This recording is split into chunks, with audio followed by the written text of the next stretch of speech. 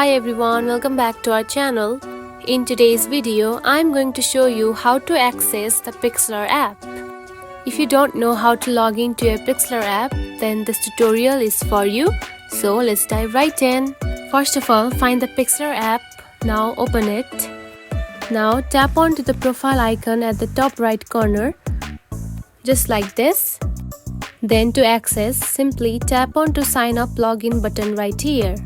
Then you can log in by using these accounts. Now simply tap onto one and tap onto continue and simply sign in. Just like this.